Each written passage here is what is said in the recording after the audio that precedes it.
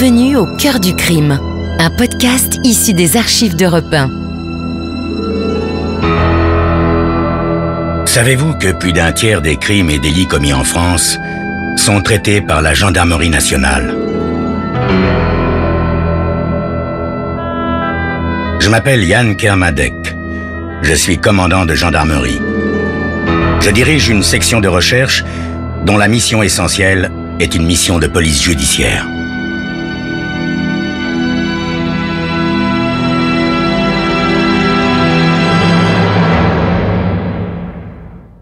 L'histoire que je vais vous raconter est une histoire vraie. Tous les faits sont réels et se sont déroulés en France. Seuls les noms des personnes et des lieux ont été changés.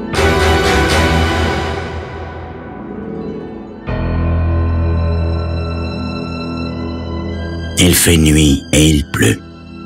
Une pluie dure et cassante qui nous soulagera peut-être de la sécheresse qui sévit depuis des mois. Quand Krieger entre dans le Lazy Horse, il n'y a que le barman et une silhouette tassée dans un box au fond. « Pas bon pour la clientèle, hein, cette pluie ?» dit Krieger au barman. « Donnez-moi une bière. » Il sait que la silhouette du fond l'attend. Jimmy Lynn, son indique favori. Krieger prend son demi et le rejoint. « Tiens, ce bon vieux Jimmy, cette surprise, t'es quand même venu. » L'autre le regarde en haussant les épaules. « J'ai failli pas venir, j'en ai marre de me traîner avec vous, les flics, chaque fois que j'ai une miette d'information. Et chaque fois qu'il se passe quelque chose, » ajoute Krieger en levant son verre. « Et puis, tu aimes l'argent, n'est-ce pas, Jimmy? » « Peut-être, mais j'aime le respect de moi-même aussi. Judas, vous connaissez Krieger? » « C'est pas pareil, mon vieux, pas pareil du tout. Moi, je te paie pour me donner des criminels, pas des saints. Bon, alors, vite, ce hold-up. Les noms, Jimmy, j'ai pas toute la nuit devant moi. Tiens, voilà tes $100. Jimmy empoche l'enveloppe sans l'ouvrir et balance le nom des types qui ont dévalisé la Midwell Bank et tué un caissier. Quand ils sortent du bar, il pleut toujours. Krieger court jusqu'à une cabine téléphonique et compose mon numéro. « Lieutenant Palacio du 87e, dis-je machinalement. Krieger à l'appareil. Lieutenant, Lynn a balancé les types, je serai là dans 10 minutes. Je ne devais plus jamais le revoir. Une voiture l'a fauché en sortant de la cabine, le tuant sur le coup. Excite le sergent Krieger. Voyez-vous, rien ne met plus en rage un flic que l'assassinat d'un autre flic, et cet accident a toutes les apparences d'un crime. Personnellement, il me met doublement en rage, vu que Krieger nous a quittés sans me donner les noms des braqueurs. En quittant le lieu du drame, je charge un sergent de me dénicher Jimmy Lynn sur le champ. Lynn, c'est la dernière personne à avoir vu Krieger vivant, à part l'assassin, bien entendu. Quand on me l'amène au poste, il sue la peur de partout. Alors, Lynn, c'est vous qui étiez le copain du sergent Krieger, si je ne me trompe. Il s'affale sur une chaise, se tord nerveusement les mains. Vous savez ce qui lui est arrivé, n'est-ce pas, au sergent Krieger? Oui, ce qui pourrait m'arriver si certains types savaient que je moucharde. Mais, mon cher, ils le savent. Croyez bien qu'ils le savent, autrement, ils n'auraient pas fait ce petit numéro de chauffard dans la nuit. Vous avez eu plus de chance que Krieger. Well, lieutenant, Krieger et moi, on n'a fait que parler de la pluie et du beau temps. Ben voyons, bien sûr. Allez, Jimmy, vite, les noms. En admettant que je les connaisse, lieutenant. Si je parle, je tombe dans les 8 jours. Non, je regrette. Vous ferez votre métier de flic sans moi. Allez, fichez le camp, Lynn.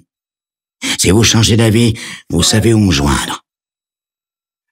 Le bonhomme détale comme un lapin. Je vais à la fenêtre, le regarde dévaler l'escalier et appeler un taxi. Fletcher, fais-le suivre, mais qu'il s'en aperçoive pas, hein? Ok, lieutenant. À propos, saviez-vous que Krieger avait une petite amie, une certaine Shirley McDaniels? Avant que je puisse ajouter quoi que ce soit, il me donne son adresse. Je suppose que vous aimeriez la voir, lieutenant. Je lui ai téléphoné, elle vous attend. Je le regarde en secouant la tête. Sacré Fletcher. En matière d'adjoint, c'est vraiment le meilleur qui soit. En allant chez Shirley Daniels, je fais un petit crochet par le Lazy Horse, le bar où Krieger a rencontré Jimmy Lynn pour la dernière fois. Malheureusement, le barman qui était de service a sa journée de congé. Je note à tout hasard son nom et son adresse. Shirley McDaniel s'occupe un immeuble sans ascenseur dans un vieux quartier de la ville, très à la mode. Vous savez, le genre d'endroit où les yuppies font du jogging à 6 heures du matin avant un petit déjeuner biologique. Shirley est une grande et ravissante fille d'une trentaine d'années, avec un corps à faire du surf en Australie. Lieutenant Palacio, je vous attendais. Harry me parlait souvent de vous. Mademoiselle Daniels, connaissez-vous quelqu'un qui aurait pu vouloir le tuer? Non, personne, lieutenant. Si vous soupçonnez son ex-épouse, elle vit en Californie et l'a oubliée depuis 2 siècles. Mademoiselle Daniels, vous a-t-il déjà parlé d'un indicateur qu'il utilisait, un certain Jimmy Lynn? Non, jamais, lieutenant. Il évitait de me parler de son travail. Êtes-vous marié, lieutenant? Oui, mademoiselle, mais ma femme supporte de moins en moins l'incertitude. L'incertitude, lieutenant? Oui, vous savez, du style, sera-t-il encore vivant ce soir? Elle secoue sa jolie tête. Pour moi, lieutenant, ce n'était pas une incertitude. J'ai toujours su qu'il finirait comme ça un jour ou l'autre. J'avais le sentiment qu'il en faisait trop, que c'était un trop bon policier. Oui. S'il avait été trop bon, il serait encore vivant, que je pense. Mais je n'ajoute rien car Shirley fond en larmes et je sors sur la pointe des pieds. Je ne supporte pas voir une femme pleurer. Dans la rue, je regrette un peu d'avoir eu cette pensée pour Krieger. Le meilleur des poulets n'est pas à l'abri de certains risques, sans compter les impondérables, comme vous le verrez dans quelques instants.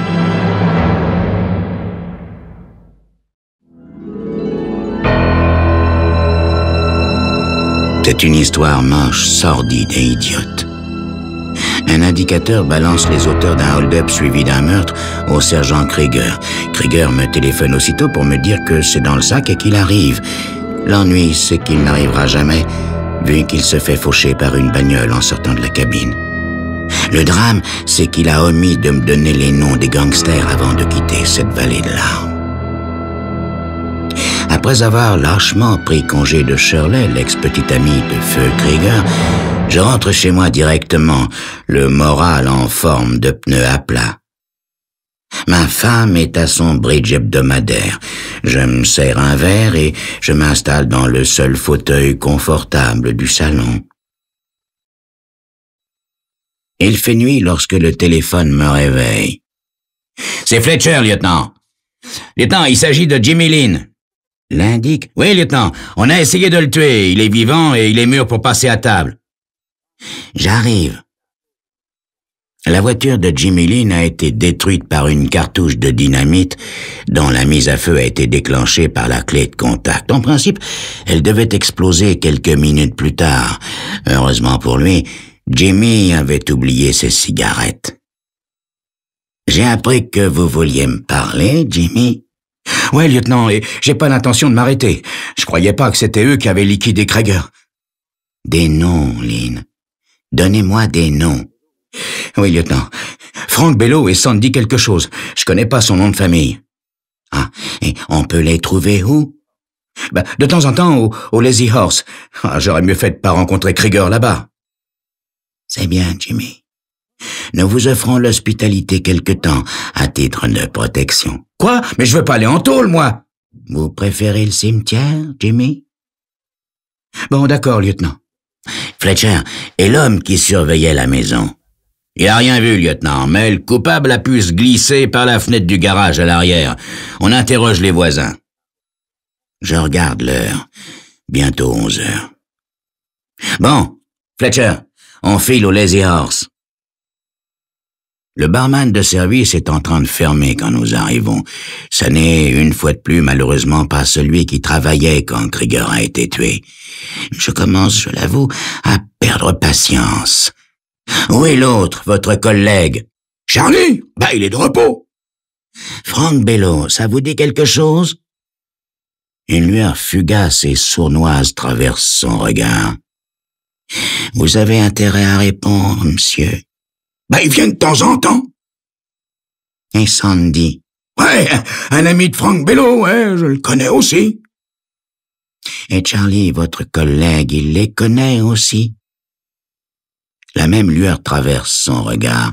Je l'empoigne par les revers de sa veste. Vous savez que je pourrais faire fermer votre établissement? Ouais, je pense qu'il le connaît. C'est son frère. Charlie, c'est le frère de Frank Bello. Mais je vous ai rien dit, hein?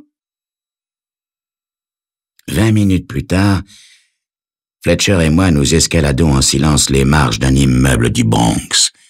Nous nous postons de part et d'autre de la porte et je frappe quelques coups. « Qui c'est ?» fait une voix ensommeillée. « J'ai un message de Frank. Ouvre !» dis-je à voix basse. La porte s'ouvre en craquant légèrement. L'épaule solide de Fletcher fait le reste. Charlie Bello, en pyjama, tombe à la renverse. Il commence à se relever quand il aperçoit le revolver de Fletcher. « Navré de vous déranger à cette heure-ci, monsieur. Je suis le lieutenant de police Palacio. Je cherche Frank et son copain Sandy. »« Ah, je les ai plus vus depuis la guerre de sécession. »« Oh, un comique, hein? J'espère qu'elle va vous tromper, monsieur, parce que il est mêlé au meurtre d'un flic. Vous savez jusqu'où ça va chercher? Dissimulation de preuves dans ce cas-là, sans compter les autres. »« Les autres? Quels autres? » ?»« Les autres flics. S'il le trouve avant moi, son compte est bon. Vous connaissez la musique, non? » »« Je vous crois pas. Peut-être qu'il croira les journaux de demain, quand ils annonceront qu'un minable s'est fait descendre en menaçant de son arme d'honnête flic. » dit Fletcher. Quelque part dans la nuit, une sirène de police retentit brièvement. « C'est trop tard, ils ont quitté la ville. »« Comme ça? À minuit? Juste à l'heure où il n'y a presque plus de train ni d'avion? »« En car, ils sont partis en car. Il y en a un qui part dans quelques minutes pour Philadelphie. Hé, je vous ai rien dit, hein, lieutenant? » Le Greyhound qui assure la liaison New York-Philadelphie est un monstre chromé qui semble prendre un énorme plaisir à avaler le brouillard et les kilomètres. Toute sirène et gyrophare dehors, nous le coinçons à une centaine de mètres seulement des limites de notre juridiction. On n'a pas besoin de chercher longtemps. À peine sommes-nous montés que 2 hommes jaillissent de la sortie de secours et se mettent à courir. « Vise les jambes, Fletcher !» Celui de gauche s'écroule dans le caniveau tandis que l'autre s'arrête net en levant les bras. Je m'approche prudemment. Il me rappelle vaguement un certain Charlie, barman de son état. « Frank Bello ?» Il acquiesce. « Il fait froid, n'est-ce pas? Ça vous dirait un petit café bien chaud au commissariat? » C'est curieux, mais ça le fait pas rire du tout. La nuit, enfin ce qu'il en reste, est longue et pénible. Nous nous relayons pour interroger Frank Bello au poste et Sandy Morel à l'hôpital, où on le soigne pour une balle dans la jambe. C'est à l'aube que Frank Bello craque, c'est toujours à l'aube qu'il craque. Il avoue le hold-up et le meurtre du caissier, mais pour le meurtre du sergent Krieger, Macache et midi sonné, comme on dit. « Vous êtes cinglé, j'ai jamais entendu parler de ce gars-là, moi !» Je sais que je n'obtiendrai rien de plus de lui. Le meurtre d'un flic vous offre 9 fois sur 10 un billet gratuit pour la chaise électrique. Les yeux plus rouges qu'un coulis de tomates, je m'apprête à partir quand Fletcher m'arrête. « Vous allez à l'enterrement, lieutenant ?»« Hein ?»« À l'enterrement de Fletcher. Il doit être inhumé à 9 heures. » Bon sang, je l'avais oublié, ce pauvre Fletcher. Même par une charmante matinée d'été, un cimetière reste toujours un cimetière. Un endroit sinistre où on est pressé de remettre son chapeau et de sortir. Quand la cérémonie se termine enfin, je rattrape Shirley McDaniels à la sortie et je la prends par le bras. Mes condoléances, mademoiselle. Je pense que vous aimeriez savoir que nous avons arrêté les 2 suspects pendant la nuit. Ses beaux yeux gonflés de chagrin me fixent un moment. C'est gentil de me le dire, lieutenant, mais ça ne le fera pas revenir, n'est-ce pas? Oui, vous avez raison, mademoiselle. Si seulement il m'avait dit leur nom au téléphone cette nuit-là... Soudain, je m'arrête. Quelque chose vient de faire tilt dans mes ménages. Excusez-moi, mademoiselle, je dois partir. Une fois de plus, je l'abandonne lâchement et file à la voiture. Fletcher est au volant, l'air sombre. On file au poste. Je pense que nous allons conclure cette affaire, Fletcher. Vous savez qui a tué Krieger, lieutenant? Oui, mais pour la première fois de ma vie, je n'ai pas la moindre idée du mobile. Arrivé au commissariat, je fais sortir Jimmy Lynn de la cellule qu'on lui a offerte pour son bien et sa protection. Ah, bonjour Jimmy. Bonne nouvelle, nous les avons arrêtés tous les 2, Frank et Sandy. Vous allez me laisser partir alors, lieutenant? Je pense pas, Jimmy, voyez. À propos, je serais curieux de savoir pourquoi vous avez tué le sergent Krieger. Quoi? Vous êtes fou, lieutenant? J'étais dans le bar quand ça s'est passé. Non, c'est pas de chance, Jimmy. Le barman m'a dit que vous êtes sortis ensemble. Vous l'avez écrasé, Jimmy. Prouvez-le. C'est ce que je vais faire, mon petit Jimmy. Voyez-vous, l'assassin a vu Krieger sortir de la cabine téléphonique. Il a dû penser que Krieger m'avait donné le nom des coupables, donc il n'avait plus de motif de le tuer, puisque ça en faisait le suspect numéro 1. Or, le meurtrier a appuyé sur l'accélérateur. Tout ça n'est pas très logique. Pour moi, voyez-vous, ça met Frank et Andy hors de cause. Il reste Shirley McDaniels, lieutenant. Admettons. Mais alors, pourquoi aurait-elle fait sauter votre voiture, Jimmy, hein? Vous avez fait sauter votre propre voiture, Jimmy, je sais pourquoi. Pour cacher les dégâts que vous y avez faits en écrasant le sergent Krieger. Pourquoi auriez-vous pris un taxi quand vous êtes venu balancer Frank et Andy l'autre matin, hein? Dites-moi, Jimmy. Les types du labo travaillent sur la carcasse de votre bagnole depuis 1 heure. Ils comparent, Jimmy, ils comparent la peinture et les éclats de verre avec ceux prélevés sur la dépouille de Krieger. Ça n'est plus qu'une question de minutes. Échec et mat. Jimmy Lynn baisse la tête. Ok, lieutenant, ok. Je vais tout vous raconter. Lieutenant, pouvez-vous comprendre qu'on en vienne à détester ce que l'on fait, que l'on en vienne à se détester soi-même? Krieger me faisait chanter. C'était un flic bas et fourbe. Quand je l'ai vu sortir de la cabine, je l'ai simplement écrasé comme l'insecte venimeux qu'il était. Parce que vous détestiez d'être un mouchard, Jimmy? Ouais, lieutenant. Ouais. Et puis, Jimmy? Et puis, Krieger m'avait promis $100. Et alors? Eh ben, il y en avait que 50 dans l'enveloppe.